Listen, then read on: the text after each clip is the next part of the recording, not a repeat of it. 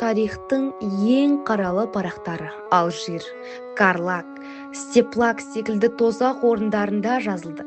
Егер Алжирдің тікенек сымдарының артында отан сатқындарының жары ретінде жазықсыз сотталған зиялы әйелдердің көз жасы мен намыс моншақтары жатса, Степлаг пен Карлагтың сұрқай қабырғаларында миллиондаған тағдыр тапталды.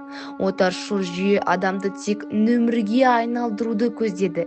Алжирдегі аналардың қасиеті, Степлагтағы көтерілісшілердің еркіндікке деген аңсары, Карлагтың мыңдаған гектар алқабына шашылған зиялылардың қаны, бәрі де бір ғана шындықты айғайлап тұрғандай.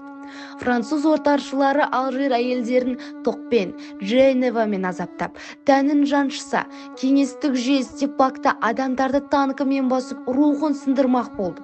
Алайда, тарих көрсеткендей, азаптау креслолары мен лагерь барақтары еркіндік идеясын өлтіре алмады. Бұл жай ғана лагерлер тізімі емес, бұл адамдық қасиетті сақтап қалу жолындағы жаһандық майдан. Осы тақырыпты ашу мәртебесін отансүйгіш сыныптастарыма беремін. Сталин заманында Қазақстанның ортасында көлемі Франциядай болатын алып түрме мемлекет болды. Бұл Карлаг. Карлагта кімдер болды? Карлагта мұндай ұлттың қаймағы Әлимхан Ермеков, Нығымет Тұрмақов және Алаштың арыстарының әйелдерін азапталды. Және Карлагта қандай қатал үкім пайда болды? Жаза беру тек біреу-ақ тұғын. Не ату, не 25 жыл тозақ. Тұтқындар шахта қазып аштықтан қырылды. Қорытындылай келе 28 жылда 1 миллион адамның тағдырын талқандаған бұл біздің тарихта ең қанды беті. Ұмытпа, бұл Карлаг. Сөз кезегін сыныптасыма беремін. Алжир отан сатқындарының әйелдерінің лагері. Мұнда кінәсі әйелдер тек күйеулері үшін ғана қамалады. Ұлтсыздардың жарлары Бадриса Байтұрсынова, Гүлбарам Сейфуллина, Жамал Майлина. Олар 10 жылға дейін қамыс орып ашықта өмір сүреді. Жергілікті қазақтар күзетшілерге білдіртпей, тұтқын әйелдерге тас ретінде құрт лақтырып, оларды аштықтан аман алып қалған. Сөз кезегін келесі сыныптасыма беремін. Бұл Ксродағы ең ірі түрмелер жүйесі. Ол бүкіл елді, соның ішінде Қазақстанда да тортай шырмап жатты.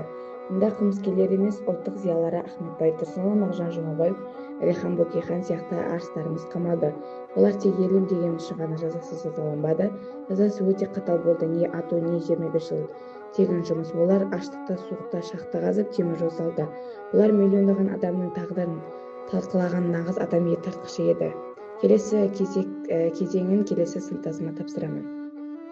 Қысқасы, Карлаг, Степлаг пен Алжир бұл біздің даламыздағы миллиондаған тағдырдың қасіреті. Бұл жерде ұлттың миы саналған, зиялыларымыз бен аяулы аналарымыз азапталды. Оларға кесілген жаза біреу-ақ болды. Не ату, не 25 жылдық тозақ. Бірақ олар сынбады. Олар біздің бүгінгі еркіндігіміз үшін жанын берді. Ендігі кезек бізде. Біз үшін жанын қиған сол арыстардың аманатын арқалауға, еліміз бен жерімізді қорғауға, тарихымызды қастерлеуге әрқашан дайынбыз. Олардың ерлігі біздің рухымыз. Ұмытпаймыз және ұлықтаймыз.